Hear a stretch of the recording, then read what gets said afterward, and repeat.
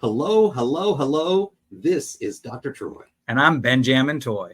We're broadcasting from the Cohesion Culture headquarters in beautiful Charleston, South Carolina, where even when it rains, the sun still shines. You're going to hear real-time stories from leaders confessing their most crucial or recent experiences in business. Learn what their cost them, steps they took to fix it, and how they planned to not do that one again. All right, welcome Cohesive Leaders. Ben-Jamin in the studio with Dr. Troy, joined with Jimmy Burroughes from Cabo. Welcome to the show. Hi, how are you? Good, good. Well, we're excited. We're going to jump right in like we always do. No, what? Jump right into the connection. So, Jimmy, tell us something about you that would not be found on your LinkedIn profile or a resume or CV that you put out in the world. So tell me something about Jimmy that most folks would not know. Most folks would not know that I have a 2-year-old daughter who is not only the most fun that I can possibly have on a daily basis, is the most humbling teacher in terms of learning a little bit about yourself and learning how your interactions and reactions happen with other people. And also is just the greatest gift that one can have having children. So that it's something I don't really sort of talk about in the wider world, in the business world, should I say. Although I've found increasingly that it's a great way to connect with people is to talk about kids and the challenges of child rearing. So does your little princess have you wrapped around her little finger? 150% yes. And I'm already dreading the "Dad, can I have some money, please" phase, because we're already in she's emptied my wallet onto the bed and taken what she needs phase. So I think we're on the slippery slope there. There's nothing I can do about it, I'm afraid. Yeah, so automated teller machines, ATMs, are referred to for financial institutions, but in my household, I'm known as the automated Troy machine. So they come and get money from me. So yeah. That's how it works. And I've heard as they get older, they get more expensive. So I'm dreading it. Absolutely. They get more expensive. You think that when your children get older, that the problems get less. No, they just get more complicated. Yes. Yeah, apparently the first 10 years is very much physical challenges, trying to keep up with them, trying to stop them hurting themselves. And after that, it's all psychological warfare. And you have to work at it. I've heard the boys, though, are cheaper, though. They might be. Probably, yeah. But I will tell you this. I have 6 grandkids. And what I will tell you, grandkids are a lot more fun. And if I would have known that grandkids were so much fun, I'd started there first. Well, I mean, yes, I'm not sure I'll get to grandkids. I started quite late on the children thing, but I hope so. It'll be good fun to be the granddad, because apparently you can let them get away with everything and then give them lots of ice cream and then give them back. So and you give them back. That's the best part. The slogan that I've heard, though, is if you raise your children, you get to spoil your grandchildren. But if you spoiled your children, you have to raise your grandchildren. That makes a lot of sense. That's a really nice way of saying it. All right, Jimmy, next question. Tell us some character traits or behaviors that you aspire to be known as or that you would describe yourself as, regardless of role. But who is Jimmy on what other people would say if you weren't in the room, or maybe you were in the room, but how would people describe you from a character side or behavior traits? So that's a really challenging question. I would say probably driven. Motivated, determined, stubborn. There's probably the other side of the determined, but stubborn. Probably reasonably intelligent. That's probably enough words. It's challenging to talk about yourself in that way. I would aspire to be, known as an expert in what I do. So let's go to stubborn. So what is it that makes you say stubborn? Once I set my mind on doing something, it's pretty normal that it will get done. And one of the things that I've noticed, and we talk about the that you have in life. When I was in my younger years, it was at the cost of what.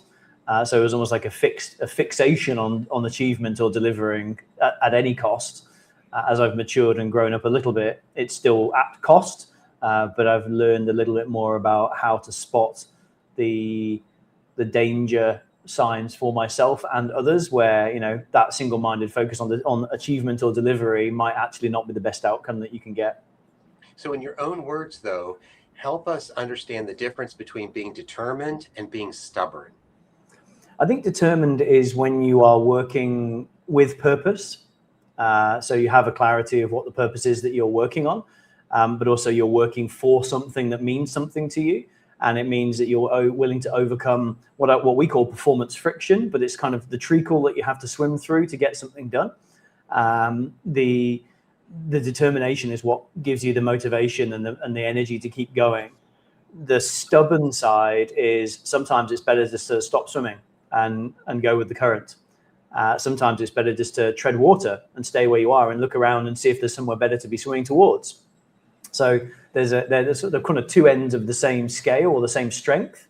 One is a positive outcome and one can have a detrimental effect on the outcome. Nice. And I love that the fact that I didn't qualify, some of the behaviors, but that you gave one that could be seen as the negative, but you're aware of it, and that and so who are the types of folks that would say the stubborn side of things as opposed to the determined? My wife would absolutely say they always know us better than anybody else, including ourselves. I think if I went back to some of my corporate roles, at an occasion I'd be dogmatic or stubborn in the delivery of a project, and so my previous managers and I've worked with some exceptional coaches over the years. I've been really blessed to have some really great people looking out for me, who've highlighted some of these tendencies and some of these behaviors in my earlier career, which allowed me to spot some of them. But like everything, these are hardwired in from when you're a child. That determination to deliver, that dogmatic experience that unless it's done perfectly, it's not done, and all these other little quirks that we pick up in our childhood. So there's a lot of hard wiring which gets you success in your early career, but it doesn't necessarily get you success in your mid and later career.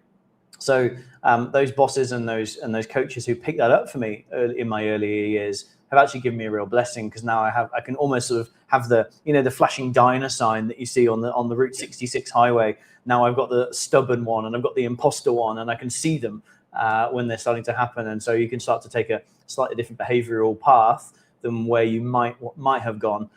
The challenge is always, it's easy to do when it's easy. It's hard to do when it's hard. And it's hard when you're under pressure, when you're tired, when you haven't slept, when there's too many deadlines at the same time.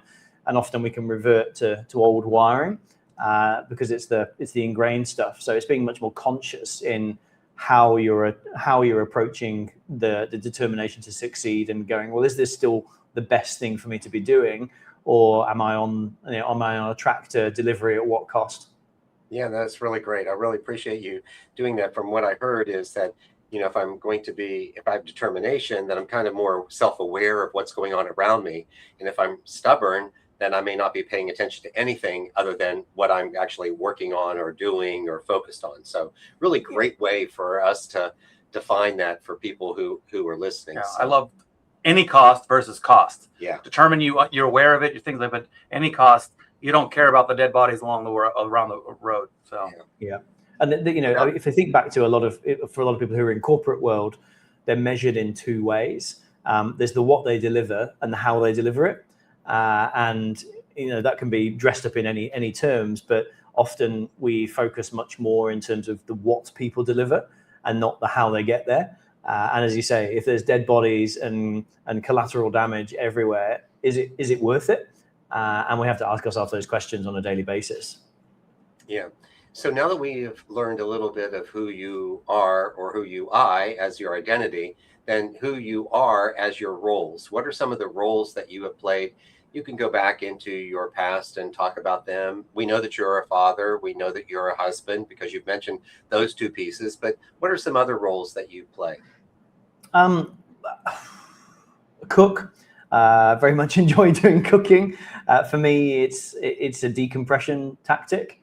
I'm a terrible baker because I think baking is one of those things where you have to follow the recipe rigorously, and a little bit too much of this or a little bit too little of that can end up with a cookie versus a cake, or your bread is inedible. My wife is a wonderful baker, I am useless at it.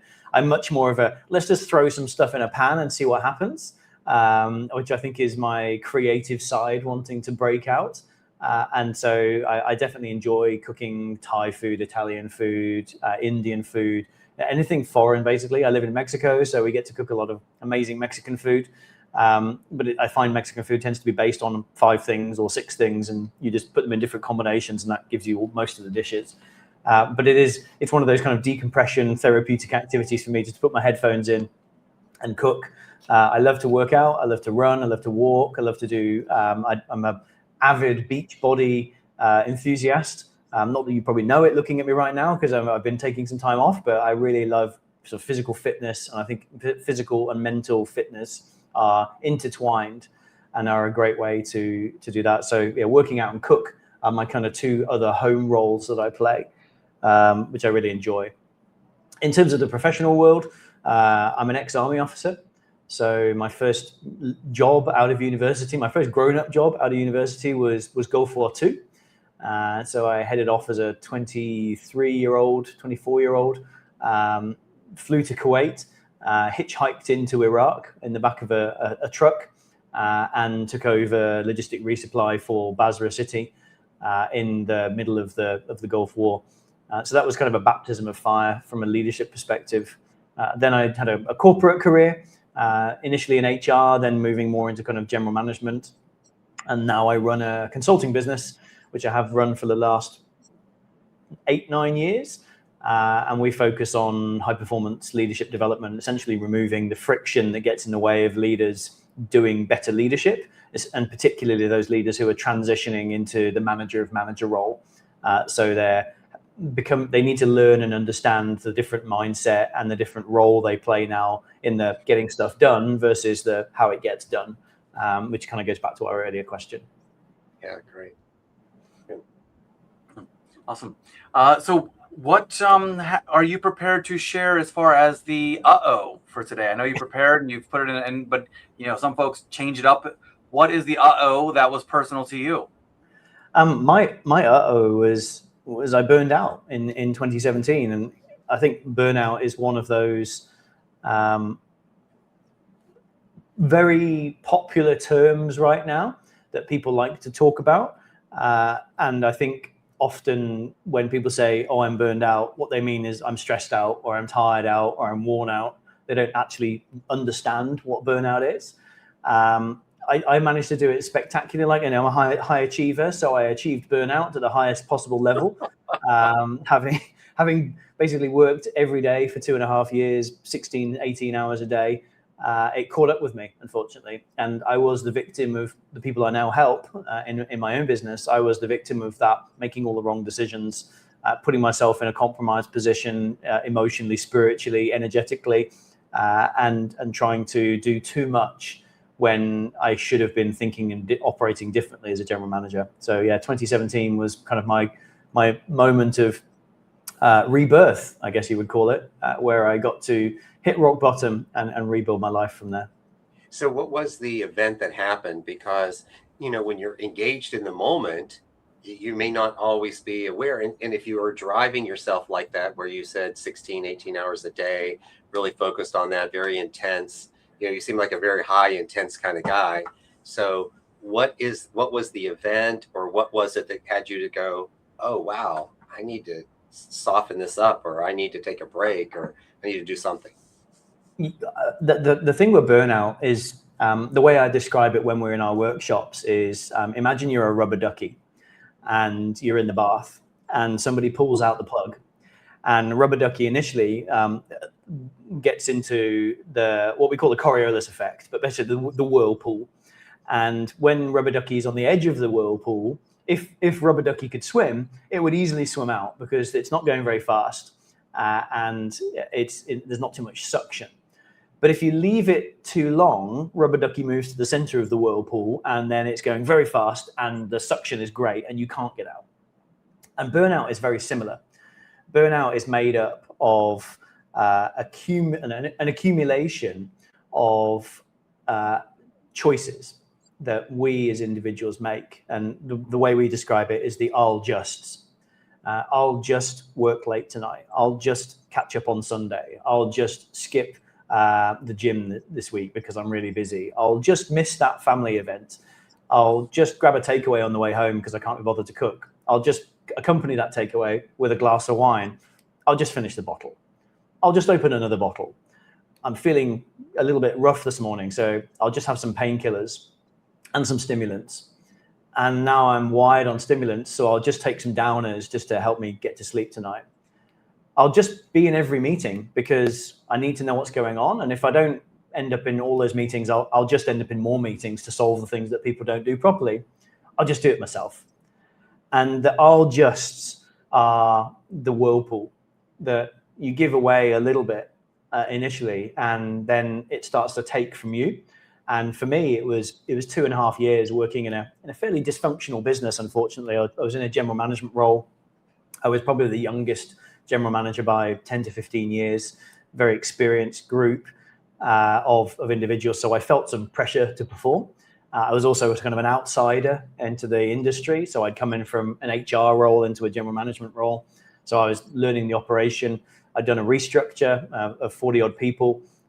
So that was a fairly big undertaking. I was traveling 10 days out of 14 in China, Japan, the US, Europe. And then I'd come home for 4 or 5 days and I'd go away again for 10 days.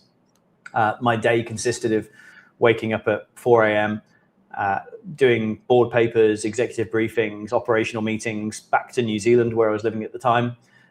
Then I would go to a full day of meetings till sort of 7 p.m. with hosted lunches, hosted dinners, and then we would jump on a plane or train to the next city, get into the hotel, iron a shirt, sleep for 3-4 hours, and then wake up again and repeat.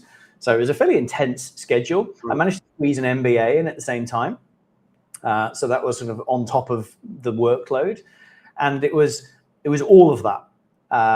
After a while, the business was changing its customer acquisition methodology, outsourcing it. The executive team was fairly dysfunctional. They were also changing their campus footprint. It was a university, so they were moving from lots of buildings into a few buildings, which meant there was real challenges with unions and pedagogical issues. It was a really complicated, complex environment that I kept on adjusting. I'll cover the difference, essentially. I'll pick up the slack. And every time another general manager left, the work was distributed between us. I had 3 executive leaders in 18 months. So I'll just have to prove myself again. And, you know, after all of this kind of melee of stuff, it got on top of me. And I remember sitting on the bed one morning in 2017 and I was hungover. I'd drunk 2 bottles of wine the night before. And I was just sitting on the bed going, I'm either going to drink myself to death or I'm going to have a heart attack. And neither of those is a good situation to be in. I need to do something about this. And kind of my little inner monologue was like, you need to fix this. You are the rubber ducky in the whirlpool right now. And so I went in that day and I quit. I managed to finish my MBA within a couple of weeks of that. And then I took 6 months off just to reset. But it was a really tough sort of period of life, realizing that the biggest revelation, I think, is, you know, realizing that working harder and longer is not the answer to everything. It's not the solution, and it tends to lead you to burnout, which is, you know, adjusting yourself into the burnout situation, which I managed to do spectacularly, and now trying to prevent other people doing. You know, it's really challenging for an individual who's engaged in something like that to really be able to have that outer body experience that allows them to see into what was happening. Was there some epiphany, sort of some driver of epiphany for you that did that? Just to give you an example. For me, a man of faith, church service was talking about doubting Thomas, and the whole conversation was all around the transaction of Thomas wanting to verify Jesus' existence, right? So that was his whole intent. And so the opportunity that occurred was when he was able to verify it, then he became more transformed. So for me, there was an epiphany in that conversation that said, I need to be thinking more about the transformation and less about the transaction. and how that could apply to my work and my home life, with some things that were kind of running parallel to that. And nothing that was destructive, nothing that was terrible, but it was just that moment, like, oh my gosh, I heard that. And I was like, yes, that's it. It's focus on the transformation, not the transaction. So for you, was there a moment for you that may have been similar to that? It's interesting. Probably a few of them, because I'm not smart enough to learn the first time. I have to run into the wall face first a few times to get the message, as my wife tells me quite frequently. One of my kind of big aspirations in life was to be CEO. I really wanted to run a business. And so whenever I would have a new executive leader who came into the business, we would have the development conversation. And they would say, where do you want to be in 3-4 years' time? And I'd say, I'd like to be in one of your roles. I'd like to be in an executive role. And the sort of default response was, we need to start being more strategic. And to me, I was being very strategic. I was doing everything I could to be strategic, and I was delivering, and I was in all the meetings and running all the projects and doing everything I could possibly do. And I think the revelation was, say, sitting on this bed, no matter what I do, no matter how hard I work, I don't seem to be able to make any difference. Now I know different. Now I know that I was working on the wrong things, and I was involved in too many things, and I wasn't being impactful. I was just being active. Yes. But when you're in it and nobody really tells you the secret, it's one of the sort of revelations that people have in our programs, is that being strategic is often about doing a lot less. It's about making high value, high impact work your focus, not delivery your focus. And so I guess my revelation came after the event in many ways, as I was sitting down and going, well, why did I burn out? And why is there this pattern in my history of working myself to death for a few years and then taking a break? And what is it about me that's causing this? When I was in it, I was the stubborn deliverer. I was the one who was focused on making sure everything got done. And so I didn't have the headspace or the mind space to pay attention to that revelation until it slapped me in the face. And then I took the time. And so I learned the hard way for most things, as most of us do. But that was a particularly hard moment to sort of sit back and go, well, I caused this, actually. This wasn't the bad business and the bad bosses and the bad environment. This was me doing it to myself through my own lack of knowledge and awareness of my own foibles and wiring. And once I started to appreciate that, then things started to change quite significantly for me. And what I really appreciate is how you very succinctly describe something that we provided in our own leadership programs. I've taught about this I've done a newsletter article on it. It's about the difference in leadership of being busy up or busy down. Mm-hmm. Busy down is you're constantly doing, thinking you're getting ahead by doing, taking on more. And you can't figure out why you can't get promoted because you're not focusing enough on busy up, which is the strategic pieces. It's the thinking, it's putting thoughts out there, it's taking ideas and building from someone else or adding to theirs and being aware of it. And I'm not saying that you never do as a result of a strategic position, but it's the level of doing and it's the amount of doing that has to change. And if you believe that your worth in an organization is going to be determined by how many projects you lead or what you do, then you will be terribly disappointed in the advancement that you have within the organization. Yeah, no, you hit on a really good point there. We have a framework in our business. It's called PVC. We work with a lot of construction and engineering and manufacturing people, so PVC is quite memorable. And the V, or P stands for purpose. Why am I doing this and why is this being done? V is about value, though. How does the value of this compare to the value of everything else I'm doing? And what's the value of my time? And we do a very simple calculation, which is your annual salary divided by 2040, which gives you your hourly rate, ballpark. And you start looking at the tasks that you're involved in. And let's just make it very easy maths. The value of my time is, let's say, $50 an hour as an employee. And so I look at the things I'm involved in. I go, well, is this a $50 an hour task? Is this worth my value? Or is this a $5 an hour task that I could literally outsource to somebody in the Philippines and they could do it for me? Updating Facebook social media or checking the wording on a web page or organizing the morning tea for the team. These are $5 tasks. And realistically, where I should be putting my time and energy is in $50 to $500 tasks. So I'm looking at what's going to make more money, what's going to save us more money, what's going to generate more time and energy for the team. What are those things that I can do that are tasks that you could only do if you paid somebody $500 or $100 or $50? And my boss is probably doing the $500 tasks. So the more of those I can take on, the more I show my boss that I'm able to step into their shoes, that I'm able to step up, but also I'm taking some capacity off, and I'm giving them some capacity back by taking those things on. And if I'm spending all my time in $5 tasks, I'm basically stealing work from my team, meaning that they're not learning and growing to be able to step up into my role.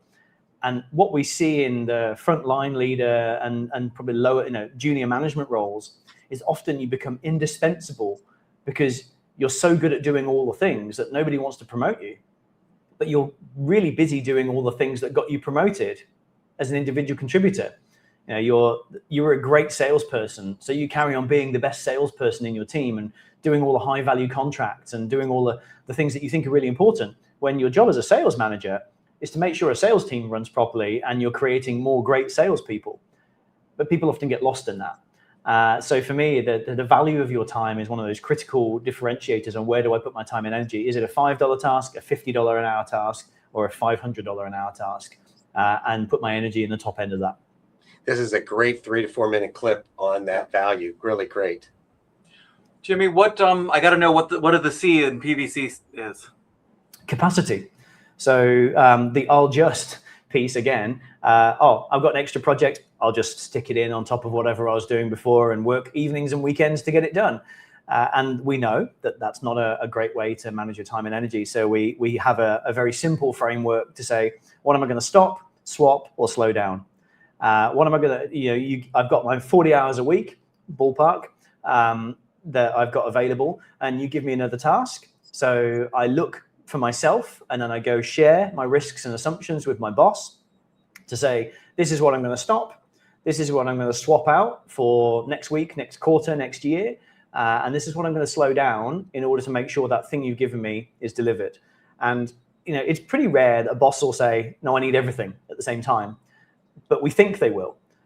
So we don't have that conversation. So we teach our leaders to, first of all, make that choice for themselves, do the analysis for themselves, then go to their boss with their risks and assumptions on this is the change I'm going to make. And 90% of the time, the boss goes, makes sense. Or they say, actually, no, can you swap that one out instead? Because that's less important. That's good for next quarter. And we need this one delivered this week.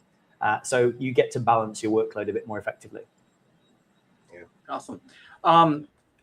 So it sounds, how close did you implement these strategies to after the 2017 burnout? Like you said, you went back and did some other things again. Like when did you develop this process to help avoid these situations in your own life? I guess it's a challenging question because it's incremental, right?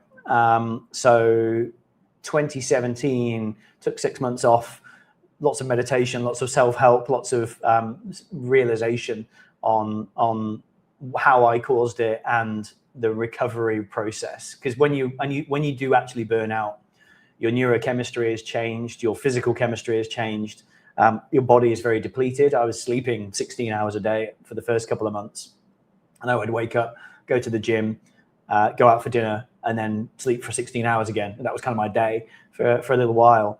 So nothing really happened in that 6 months except recovery. Then at the same time, I finished my MBA. And unfortunately, a relationship that I was in finished. I sold everything I owned and I headed off to Latin America with a backpack to discover myself. And it just so happened that a friend of mine was needing some support from a mate who he was going through a really rough time. And so I started sort of sharing some of these ideas that I'd been thinking about. This is my responsibility and prioritizing work and such like. And then I ended up on a program called Remote Year, which was a sort of facilitated travel program for digital nomads. This is before COVID and all of that stuff. So digital nomading was pretty new back then. And as I was going on the program, I found a lot of people who were on the program were also either burned out or were trying to get away from the corporate lifestyle because they didn't like it. And so I started sharing some of the things I was thinking. And all of a sudden people said, you're quite good at this stuff. Would you like to come and talk in my business? And so I ended up doing the presentations and workshops for some pretty decent sized businesses, and building leadership programs for very large retail businesses online and a large retail stores with a couple of million employees, that allowed me to kind of spread my wings a bit on this consulting lark. And then by about 2020, I thought I could really make a business out of this. And so since 2020, we've been going great guns, building a methodology, building the frameworks. I wrote a couple of books. I used to have a podcast, and it was kind of formalizing those whimsical blogs and concepts and ideas into a service offering, which eventually became the Simplified to Amplify methodology that we won an award for last year, and the programs that we offer and the coaching that we created all around this friction removal from smart people who are working really hard, but the system is getting in the way. So we teach them how to navigate the system differently, which hopefully prevents the burnout. Yeah, it's really great. Jimmy, really have enjoyed this conversation. So tell me and tell our listeners, how do they get in touch with you? I guess LinkedIn is always a great way to connect. So I'm Jimmy Burroughes on LinkedIn. Our webpage is jblhighperformance.com. And we also have a really cool digital product, which is essentially an AI-powered coaching platform. It's a little bit different, though, because everybody gets an individual coach. But if you invite your team to come coaching with you, then you get the analytics and the insights as to what's going on in your team, which is often where a lot of managers struggle, because they're focusing on the wrong things, or they're not aware of what their team is struggling with, and so they're focusing on the wrong things. So that's at Aiden Coach, AIDEN coach.io. It's free to sign up, it's free to use, and you only start to pay if you get into kind of the bigger levels of it. But for individuals who just want an executive coach and can't afford a person at $5,000 a year or whatever it costs, this is free. You can sign up and have a play with it. That's great. And for those listening, it's JimmyBurroughes. So Jimmy Burroughes. I do want to point out, though, it's been a consistent theme if you go through a lot of our conversations. Accountability in issues for their RO. But you mentioned something that was also big, that was reflection. We hear a lot of times that cohesive leaders spend time to reflect. It's not the automatic knee-jerk, let's change this, but they truly do the self-assessment piece and the reflection. And that leads to the things you may become even best at because you looked at all the past. So it's important to note, and you're listening, that that self-reflection time, factoring into your day, not just only do it when it's gone haywire, but actually doing that on a daily or weekly or quarterly basis is important. Right. Yeah. Do it when you're still doing well. Like, you don't have to wait for a crisis or chaos in your life to decide to slow down and reflect. It could just very well be a part of your everyday makeup, everyday thought. Spending time to meditate, to slow down, doesn't hurt you at all, as long as you're not afraid to speed back up. I mean, you're so right. It reminds me of two things immediately. There's the growth equation, which is stress plus rest equals growth, which is, I guess the mandate of Olympic athletes. You stress yourself really hard and you have rest days so you can compete and do well in the race. The same thing applies in business. And the other one is the vertical development concept, which is you need to have what we call heat experiences, or essentially trying new stuff that you haven't done before that's challenging for you. You need to find other people's opinions to help guide and grow you. So whether you have a coach or a mentor or whatever, talking to friends, peers, but actually getting new perspectives on, I've never thought of it like that. That's a really great growth opportunity. And then reflection is the third piece of vertical development, which is all around taking that time out to go, what's the most important thing for me to be working on right now? How did today go? How did this week go? What should I focus on tomorrow? And that's one of the reasons why we built Aiden. Is it's got a journal built in, it's got reflection activities built in, because it really wants you to come back and think about what you're doing and how you're doing it, not just what you're doing. Yeah, it's great. So we know that you prepped a whole lot for this conversation today, preparing your O and what that would be like and all of that, what was a question that you thought we would ask that we didn't? Ooh, crikey. Why did you not get this right first time round? Probably was the question. Because, high achiever, smart person should have got it right. And for many of us, that's the humbling moment, is that, I didn't get it right first time round, but I'm now learning from that poor series of choices and trying to help others get it right first time round. So what would you say would be the biggest indicators or reasons why you didn't get it right the first time? Because I was too stubborn. Oh, there we Full go. circle. Full right there. circle, right back. That's right. Jimmy, it's great having you on the show today. We really appreciate it. We're going to end our podcast like we do all of our Cohesion Culture programs with this mantra. You don't have to know everything. Just need to be teachable.